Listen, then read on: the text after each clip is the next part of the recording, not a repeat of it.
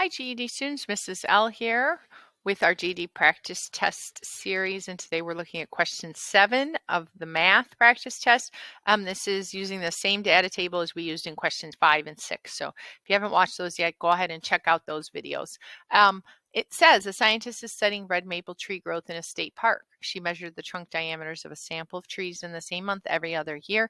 The tables show the data for 2 of the trees. Okay, so we've got tree 1 data, year, and corresponding trunk diameter, tree 2. And over here it tells us what we're going to be doing here in this question. In year 13, the scientists will put tree wrap around tree 1 to protect it from the winter snow. The height of the tree wrap needs to be 45 inches. The wrap is priced by the square foot. To the nearest square foot, how many square feet of wrap does she need? Okay, right away, let's notice a couple things. Tree 1, year 13. So let's take a look. Let's highlight that data so we know exactly what we're going to be using over here. And 45 inches is the height. I notice the answer is in square feet. Both the dimensions of the tree wrap and the trunk diameter are given in inches. So we've got to remember at the end, we're going to have to convert from inches to square feet, okay, before we can get our final answer. So let's think about what we're going to need a formula here. We're calculating something. The question is, what shape are we looking at and what are we calculating? Surface area, perimeter, diameter, volume. So hopefully looking at this drawing, you can see that this is a cylinder with a circular top base, circular bottom base. The tree wrap goes around the outside of the cylinder. So we are actually looking at surface area, not volume. Volume is the space that's filled inside of it. Surface area is basically like if we took wrapping paper and we wrapped something, that all of the outside surfaces, that's the surface area. One thing I noticed though is that surface area of a cylinder would include the area of this top circular base and the area of the bottom circular base. This is not going to include that. So we're going to have to take the formula for surface area of a cylinder, and we're going to have to subtract that top circular base and bottom circular base from the total surface area. So this is a multi-step problem. There's a lot going on here. So let's first pull up the formula sheet and take a look at that. Let's go to the surface area section here and go down to cylinder, and I can see that surface area of a cylinder right here, SA equals 2 pi RH plus 2 pi r squared. Okay, so let's go back and jot that down. 2 pi RH plus 2 pi r squared. Okay, so let's jot down our formula here. 2, oh boy, my pen isn't being very responsive.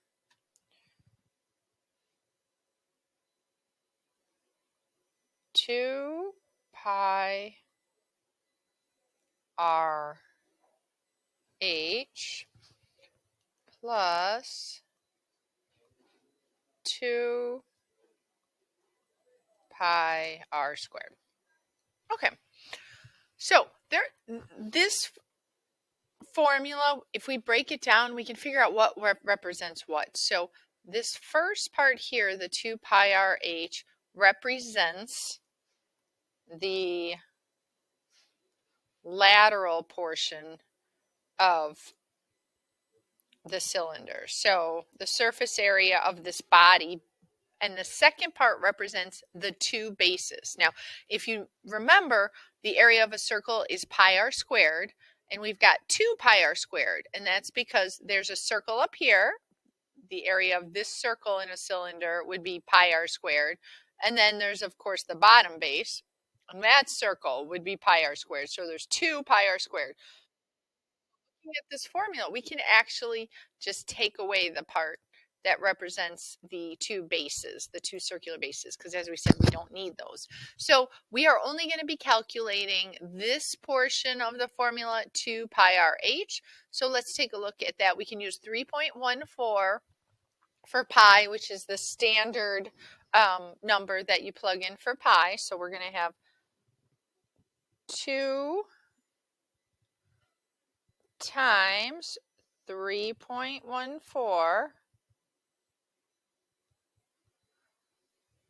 times radius times height. R is radius, H is height. So let's look over here. We're going to get that data from our table now. Now is when we finally use the information they gave us over here. We were looking at tree 1 and we're looking at year 13 as they told us up here in the top. So the diameter of a trunk is 22.2. Diameter is twice the radius. Diameter equals 2r. So we're going to cut that in half to get the radius. So the radius is 22.2 divided by 2, which is 11.1. So I can come back here to my formula. I can plug in 11.1 for the radius. And then lastly is the height. The height we were told of the tree wrap is going to be 45 inches. So we plug that in, 45. And then using a calculator, go ahead and multiply that out. So we're going to do 2 times 3.14 times 11.1 times 45. And that comes out to 3,136.86.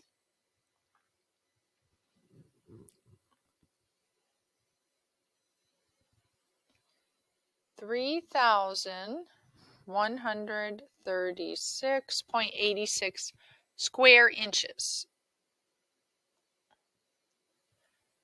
Now, as we mentioned before, our final answer needs to be in square feet. So we have to convert that. So there are 12 inches in a foot.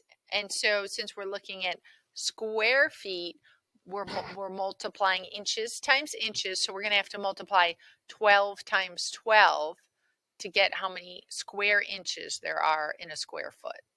So 12 inches per foot times 12 inches per foot gives us 144 square inches per square foot. Okay, so we've got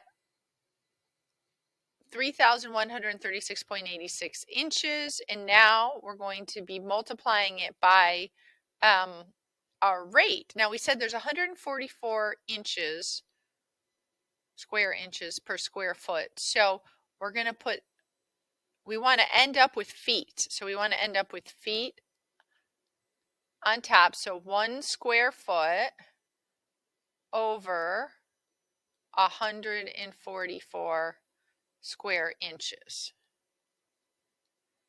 Okay, so now we've got up here, we've got 3,136.86 square inches times 1 foot squared per 144 square inches. So we're dividing this number here by 144.